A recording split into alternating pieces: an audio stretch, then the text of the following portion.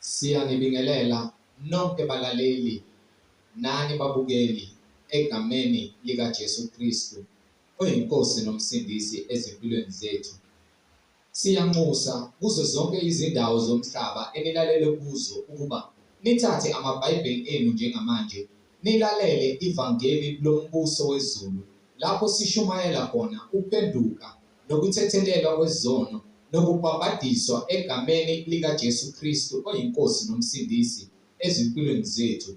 Kulabo abalalele emva kokulalela abafisa ukubhabhadiswa, nalabo abanemibuzo mayelana neBhayibheli, nalabo abanobufakazi uJesu Kristu esekunikezile ubufakazi ukuba ukuthule kuzo zonke izindlebe ezilalele ezimisele ukuza emngcweleni naseqinisweni ngobufakazi bakho ukuba nixhumane nathi kule mininingwane esizoyishiya njengamanje.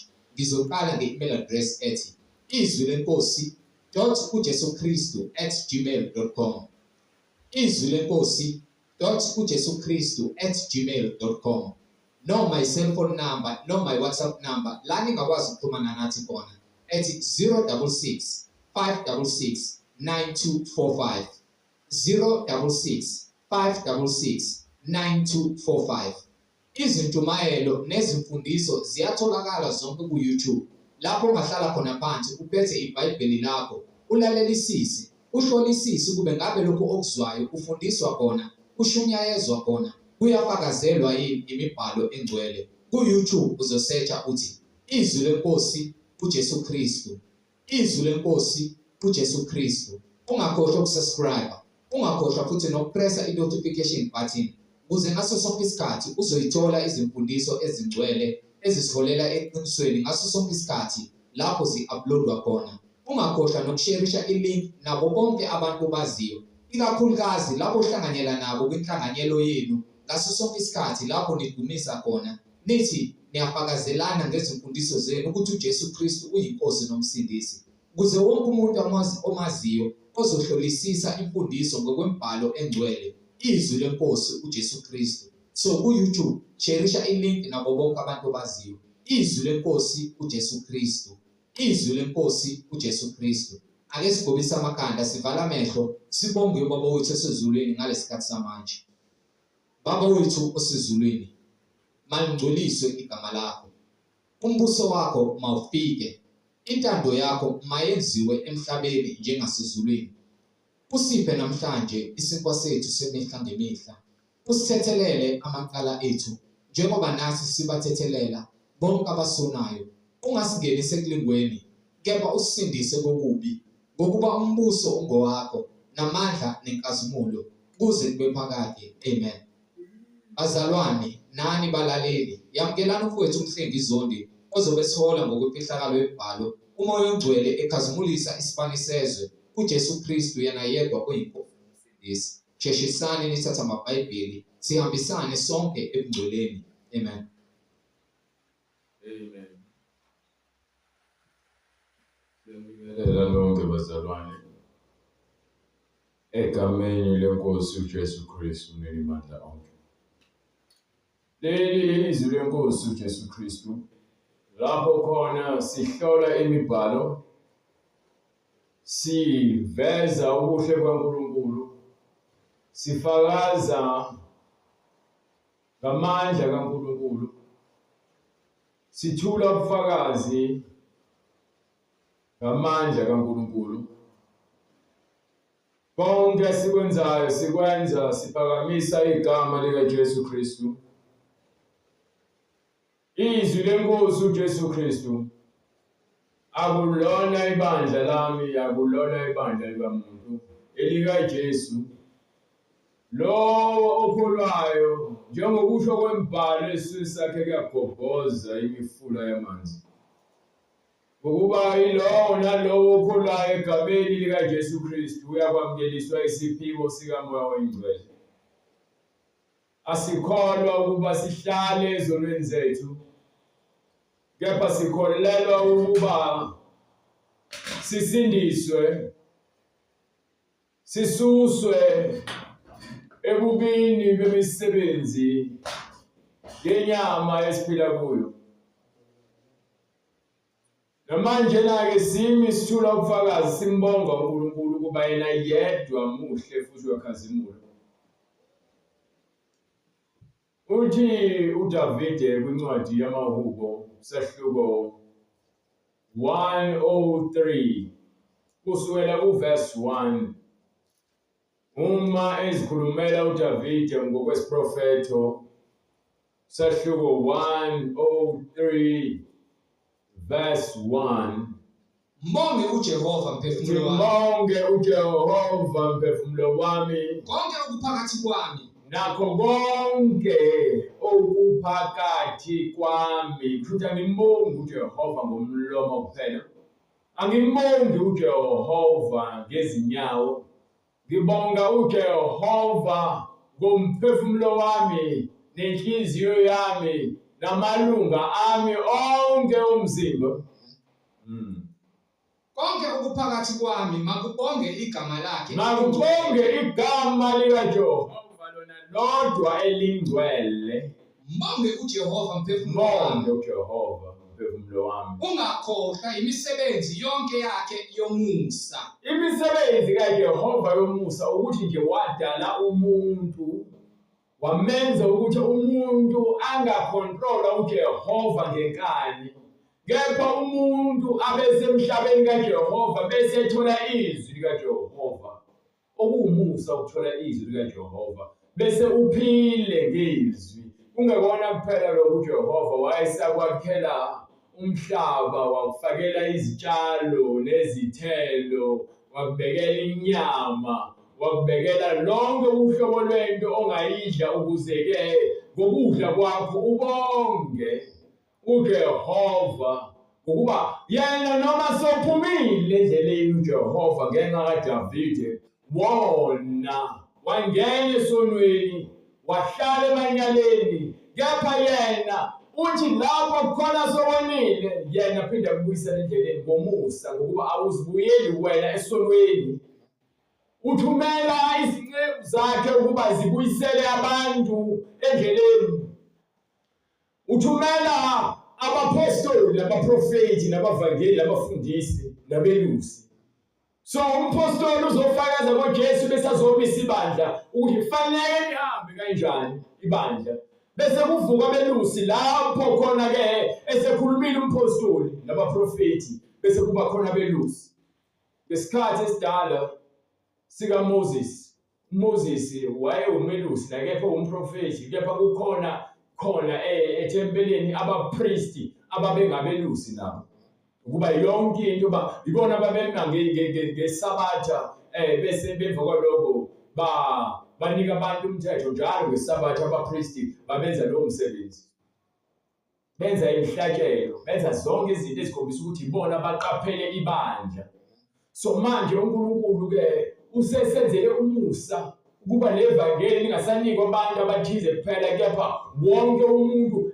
Izincwadi incwadi kaMarku ngokuba iyona efika ifakaze ethi ke hambani, uthi kwincwadi yaMateyu hambani nezizweni zonke nenza abafundi, bese kuthi okholwayo angene emanzini abhabhadiswe egameni likayise, egameni likaNdodana, egameni leNdodana, egameni likaMoya Oyingcwele. Bese sithola ukuthi lelo gama lilodwa nje ngoba igama likayise, igama leNdodana, igama likaMoya Oyingcwele, igama elilodwa lifunekelayo, igama likaJesu Kristu.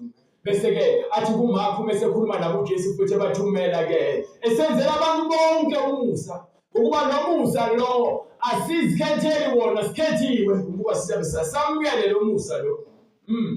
Incwadi ngokukaMarku isahluko 16 verse 15. Yes. Wayesethi kubo, hambani niye ezizweni zonke. Niye ezweni lonke nishumayele. Hambani niye ezweni lonke, izwe lonke. Yabona babenikiwe abantu bakwa-Israyeli ngenxa ka-Abraham noJakobe no-Isaka. Kwathiwa ngaphansi kwalenzalo yalabantu labo engibakhethile ngenxa ka-Abraham ngizobenzela umusa, ngenze kubone isizwe sabantu abazokhonza mina. So thina sihamba emphethweni wabantu abafana no-Abraham ngokukholwa, kepha-ke besingabantu bezizwe abalahliwe, abalahlekile, abadukisiwe, abadukile, abantu abakhohlakele sonakele ezindleleni zethu. Kepha uNkulunkulu waba nabantu azobathuma, wasenzela nomusa lo Davide akhuluma ngawo ukuthi monge umphefumulo wami, monge umphefumulo wami uJehova, nakho konke okuphakathi kimi, monge ngawo wonke umusa, bonga igama lakhe ngenxa yomusa akenzele wona uNkulunkulu. Yena othethelela zonke izono zakho. So uma uNkulunkulu usuvuma ukuthi uyisoni, bese-ke akuthethelele izono zakho ukuba sovumile ukuthi wena uyisoni. Ngeke uthethelele izono zakho ungakaze uvume ukuthi wena uyisoni. Sithethelelwa iziphambeko zethu ngenxa yokuthi sesivumile ukuthi thina siyizoni. Sonile phambi kaNkulunkulu, siphumile endleleni, senza izinto ezingahambisani nentando yakhe, safeba, sadawa, santlonta, saqamba amanga, sazondana, sathakathana, sakhohlisana, samonelana. Ngapho uNkulunkulu wayesesenzela umusa ukuba sibone ukuba siyona ngokwenza njalo, ukuba akusiyona intando yakhe yokuthi sibe izikhwaka noma senze isono. Ngapho umusa wakhe ukuba thina sithole impilo yakhe ekuyisabelo sobungcwele ngokuba yena ungcwele. Nathi-ke ufuna ukuthi sibe ngcwele, sihambe ngokumesaba uNkulunkulu. Ngakho-ke uma uvuma izono zakho uyakuzithethelela, akukhathalekile ukuthi ngabe zijule kangakanani. uNkulunkulu womusa yena yedwa unalolu hlobo lomusa ngendodana yakhe yona yodwa ethumele ezweni ukuba-ke le ndodana yona yodwa ize izophila impilo efunwa uNkulunkulu. Ngayo-ke nathi siyasindiswa ngenxa kaJesu owaphilela uNkulunkulu waze wamvusa ekufeni ngosuku lwesithathu besefile. Ngosuku lwesithathu uNkulunkulu wamvusa ngomzimba omusha wenkazimulo ukuba uJesu angaphinde afe kepha aphile okuphakathi ephilela uNkulunkulu. Kungeke kuphinde kumluke ukufa, ngeke aphinde akuzwe ukufa useyakwazi ukunqobile. So uSathane uyazi ukuthi ungaphansi kwezinyawo zikaJesu. Uthi umbhalo-ke lapha kwincwadi yesambulo sahluko 1 kusukela kuverse 17 uJesu esezambula kuJohane esethini-ke ngathi ukumbona ngawa ngasezinyaweni zakhe. Uthi uJohane wabona uNkulunkulu kamoya, wabona uJesu uqobo lwakhe, wayesevele waphambi kwakhe. Wayesebeka isandla sakhe sokunene. uJesu wathatha isandla sakhe sokunene wayesesibeka phezu kaJohane, hayi enyameni. Glory to God. Abantu bazothatha izinto zenyama usibeka kamoya. Glory to God. Ngokuba njalo uJohane uthi masengithathwa kamoya, ngathathwa kamoya njengoba nayo Ezekiel wathathwa kamoya. Akekho obona uNkulunkulu ngamehlo enyama aphile. Lezi zinto zenzeka kamoya. Ethi ungesabi. Uthi ungesabi. Mina ngingowokuqala. Uthi-ke lowo wokuqala. Ubani owokuqala? Ngifuna umuntu wokuqala noma lowo isidalwa sokuqala. Ngeke uAdamu. uAdamu wadalwa. Njengoba uJesu uthi mina ngingowokuqala Nowokugcina. umuntu ogcinayo umuntu lowo ongenasiphetho. Uyena yonke into eyiqala ngayo igcina ngayo. Yimake glory to God. Konke understand. Uthi umbhalo ungu-Alpha no-Omega, uyisiqalo nesiphetho. Njengoba isiqalo nesiphetho ukuphila kuvela kuyena. Abantu baphila emhlabeni abantu bathi ngizofa, bese athi ngizoza ngizomsindisa. Afike ngoJesu emhlabeni, bese afike ngoJesu emhlabeni uJesu afe, bese ngoko anqobe ukufa. Ngokuba ukufa fanele kunqotshwe. So manqoba ukufa ilapho khona ekhombisa ukuthi-ke bonke kuqala ngayo ukuphila kukuye. Ingakho incwadi ithi-ke ekuqaleni wayekhona ulizwi. Yini-ke incwadi kaJohane Ekuqaleni wayekhona ulizwi. ekuqaleni wayekhona ulizwi. Ulizwi wayenguNkulunkulu. Ulizwi wayenguNkulunkulu. Ulizwi wayenguNkulunkulu. Yena lo lizwi futhi unguNkulunkulu. Yena lo wayekhona ekuqaleni. Yena lo owayekhona kuphila. uNkulunkulu. Owayekhona ekuqaleni kuNkulunkulu. Ulizwi unguNkulunkulu. Ulizwi wayekhona kuNkulunkulu. Ulizwi unguNkulunkulu waphinde futhi abe ngulizwi. Ulizwi unguNkulunkulu waphinde abe ngulizwi. Ngoba ima ungulizwi aphinde abe uNkulunkulu ngoba yena ngokuba-ke unguNkulunkulu odalile akafunanga ukufika ngesimo sakhe sikamoya kepha wenza umusa wafika ngezwi. Yena-ke wayekhona ekuqaleni unguNkulunkulu futhi ungulizwi. Ezindawo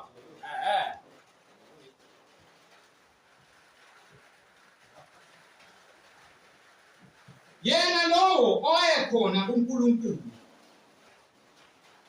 Yena lo wayekhona kuNkulunkulu.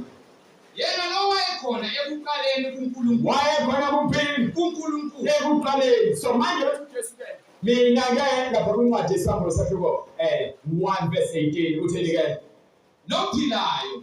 awushahle kancane ngifuna le khona ethi-ke uthi wambeka isandla wayesethini-ke Ngathi kumbona ndawa ngasezinyaweni zakhe njengophileyo. Yes. Wayisebeka isandla sakhe sokunene phezu kwami. wabeka isandla sokunene phezu kwami wayesethini Ungesabi. ungesabi. Mina ngingowokuqala So nowokugcina. nakuphila sekufika kuyena-ke manje ulizwi ufika kuyena umbeka isandla kusho ukuthi ulizwi akayena nje ulizwi ngokomoya kuphela unesimo sokuba umuntu kamoya. uNkulunkulu unesimo sokuba umuntu kamoya. Isizathu sokuthi uNkulunkulu angakwazi ukubukeka ubuso bakhe ngenxa yenkazimulo ingokuba uJesu beke wazifihla. So bese fika emhlabeni usefika uzoziveza kubantu ngesimo sikamoya ekumuntu.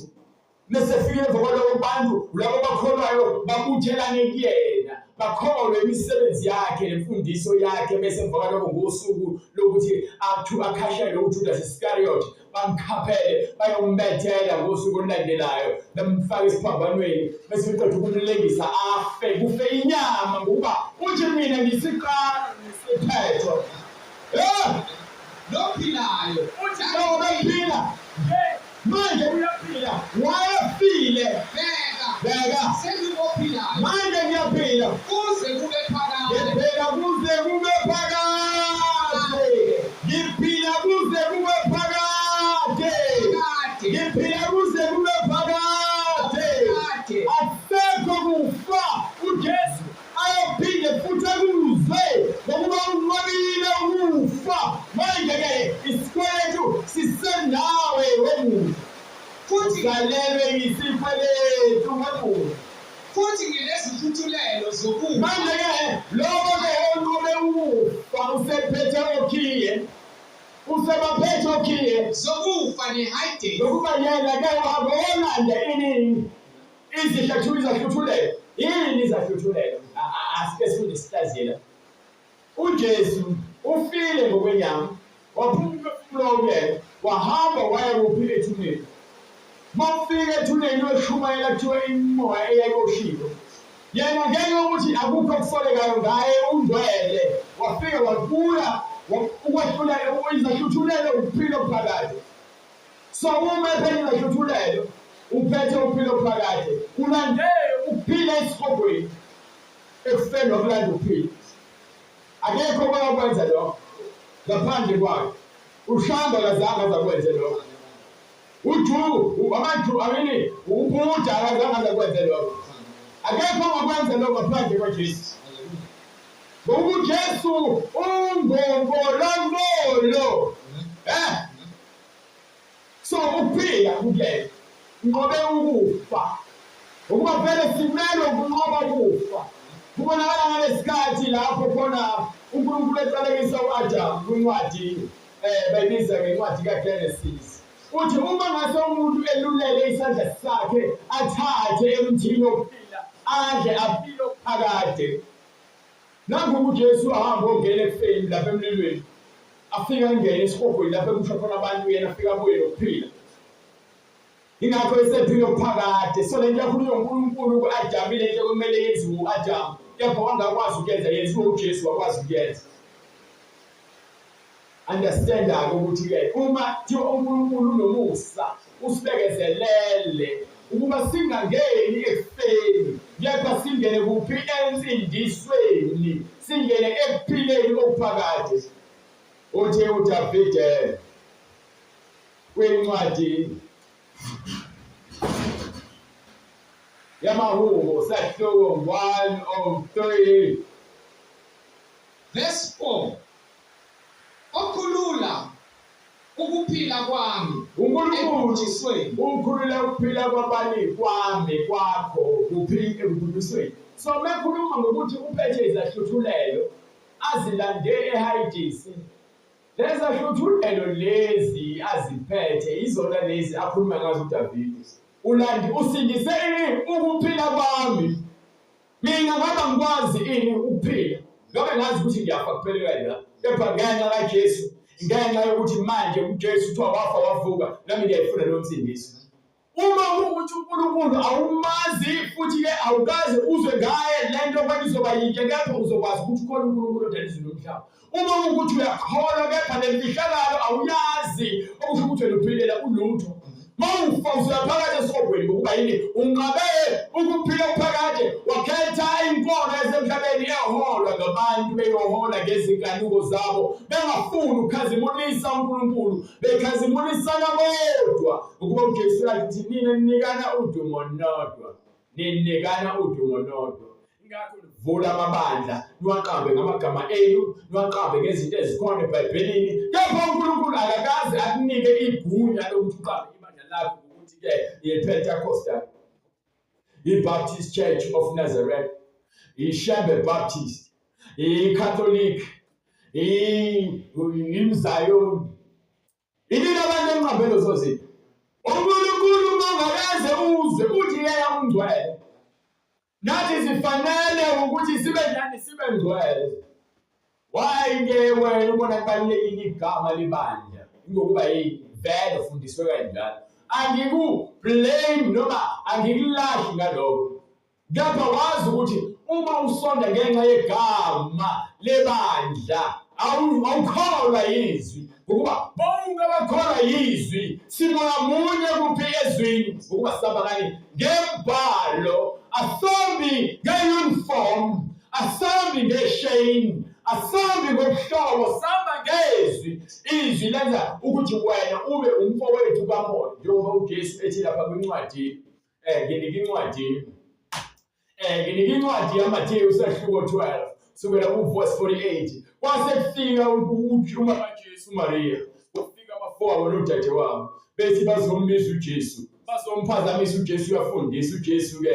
Ngesikhathi efundisa bese kuthunyelwe omunye wabafundi bakhe, bethi-ke Nkosi, bathi mfundisi, bathini?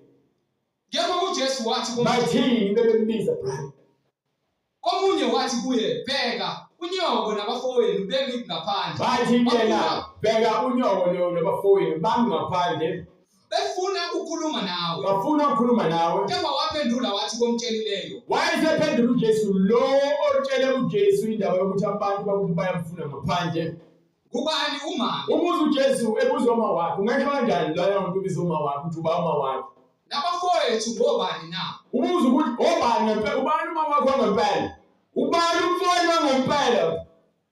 Umbuzo lowo, ukuba benzalwa naye, angizwani naye. Awuzwani nomfowenu ozalwa naye, ubani ngempela umfowenu? Ezwaye uJesu engikhulula mina ukuze ngazi ukuthi awulela umfowethu ngokwegazi kuphela-ke, kepha khona abafowethu engibanikwe uNkulunkulu. Bathela uJesu, welula isandla sakhe ngakubafundi bakhe. uJesu uselula isandla kubafundi bakhe, utheni? Wathi, utheni? bhekani. No, bhekani-ke manje. Nangu umame. Ukhomba abantu uJesu abahlezi phambi kwakhe. uJesu ukhomba abantu amile phambi kwabo elofaka imfundiso kababa wethu osezulwini. Uthi-ke nangu umame nabafowethu. Ukhomba ukuthi nabo abafowethu esixukwini. Ngokuba iloyo naloyo. Ngokuba nabantu ngiyabakhomba ukuthi umame nabafowethu ukuba bahlezi phambi kwami bangilalele ngibafundise ngezinto ezivela ezulwini. Uthi-ke ngokuba umfowethu nomame ngokuba ilo nalo owenza intando kababa ngokuba ilo nalo wenza njani intando kababa osezulwini owenza njani owenza intando kababa owenza njani no owenza intando kababa osezulwini uma umfowethu ngokwegazi ngizokuthanda ke umuntu obanithi iBhayibheli thanda umathona ngokuthanda kepha umuntu engizimisela ukukhitha isikhathi naye yilowo ongumfowethu kamoya ngenxa kababa wethu okuphila osezulwini kuye umfowethu ngokuba wena uthi umfowethu kepha uhamba uhleba ngami wena uthi umfowethu uyangizonda wena uthi umfowethu ungifisela kubi ngokwegazi angenelani enkhulumisani ukuthi awukwazi ukuthemba umuntu ngokwegazi mthembe umuntu ngokukamoya ngokuba-ke yilowo nalowo enimoya munye naye umfowethu yilowo nalowo enilalela ubaba wasezulwini umfowethu uma ningamasela ninomoya wokusela sobaba wenu usathane abafowenu nabo masela kuye ongumfowethu nodadewethu uma ungumahosha ke mawukuthi niphile impilo yobuhosha umfowenu yilowo noma udadewenu yilowo enihosha naye ngoba nimoya munye efebeni uma ningababheki bakagwayi nimoya munye ekubhebeni ugwayi nina-ke nuzalo lakamoya kasathane kugwayi uma nidakwa utshwala nezedakwa zikatshwala nina-ke nimoya munye otshwaleni ubaba wenu sathane uma ningabahlebi hlezi nihleba nikhuluma okubi ngabanye abantu wena-ke umoya munye nomfowenu enihleba naye usathane ubaba wenu uma ningababulali nichitha igazi nimoya munye ekulaleni nithethe imiphefumulo yabantu engenacala nina-ke ningabalayisha usathane ungumbulali kubhalwe phansi eBhayibhelini usathane ungumhlebi ungumkhathi wabantu ubanga iqhekeko nenzondo usathane ungumkhohlisi uma ukhohlisa abantu wena nalabo enikhohlisana nabo nimoya munye ningabalayishwa wenu usathane ubaba wenu usathane so-ke yilabo abezwe izwe elisuke lishunyayelwa labo abathethe isinqumo sokuthi bazokwenza lokho kuthiwa yizwi likaNkulunkulu labo bangabafowethu ngokuba yini labo benze intando kababa kuphosezolweni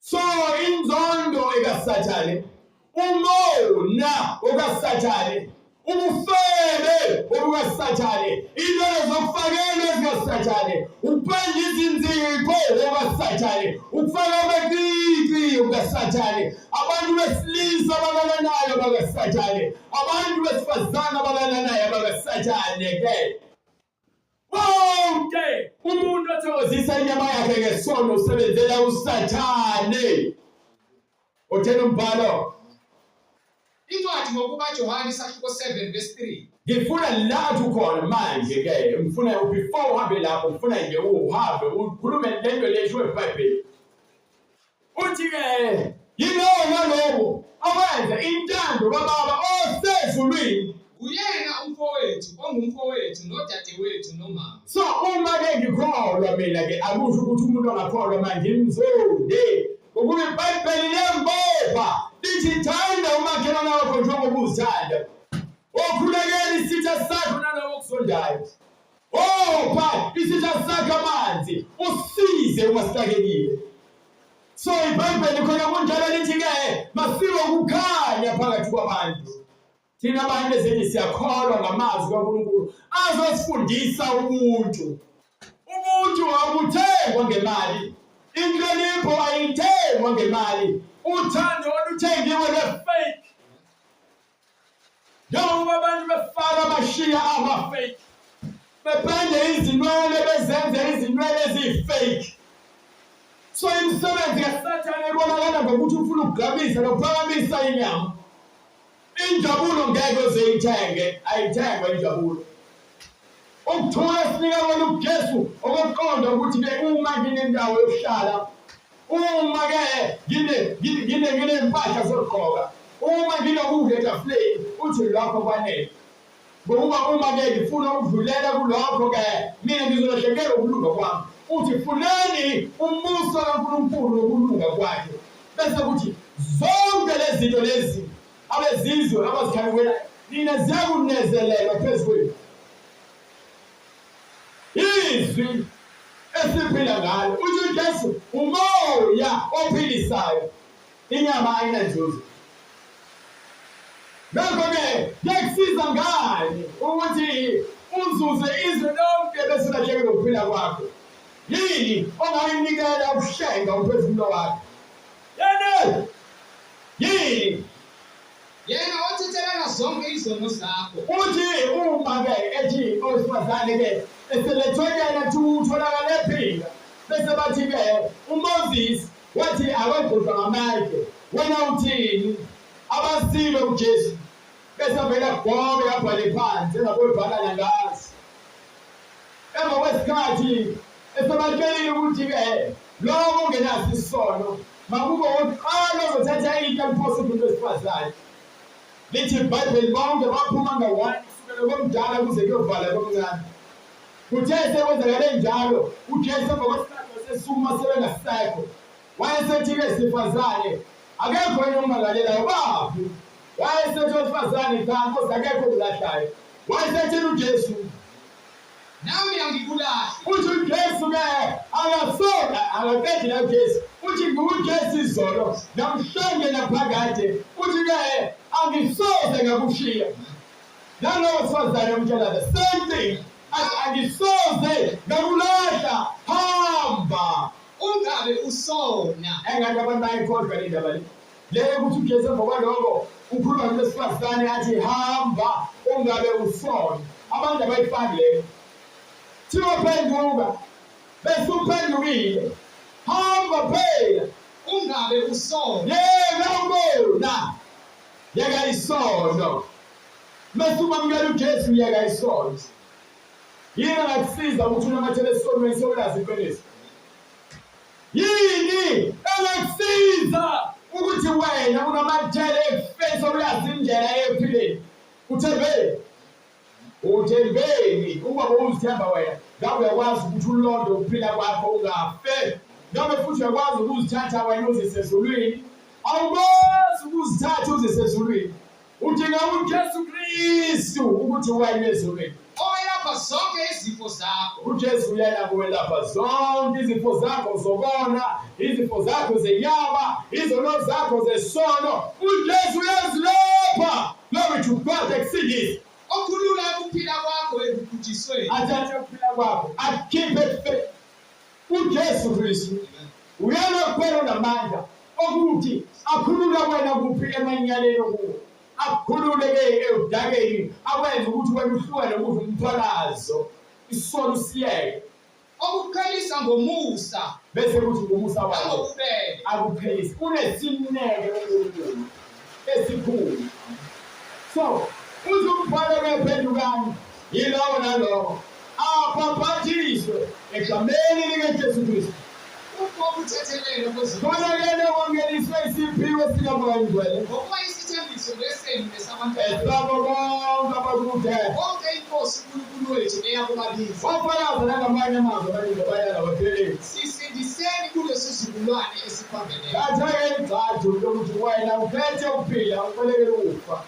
Ngokuba lokujabula kwakho kwesikhashana kunesikhathi esizayo sokufa. Yilowo nalowo ofuna ukubhaphathizwa egameni likaJesu Kristu uyakusindela imininingwane ebonayo ukuze wena uNkulunkulu akwenzele umusa ungene emanzini ubhaphathizwe uphile impilo ebungcwele. uJesu Kristu inkosi sibona umkhuleko. Amen. Babe egameni lenkosi yethu Jesu Kristu, uNkulunkulu namandla, izwi lakho Nkosi lokuphila. Siyacela Nkosi livame njalo ezimpilweni zethu. Wena Nkosi osisolayo, usiyayo, usikhuze ngakho konke umusa nothando lukuwe. Ayenzile inkambo yakho Nkosi Jesu ezimpilweni zethu. Siyasibonga isibane esinguKristu Jesu yena yedwa oyinkosi nomsindisi. Akuwo udumo nokazibulu lokuNkulunkulu wethu esemazulwini.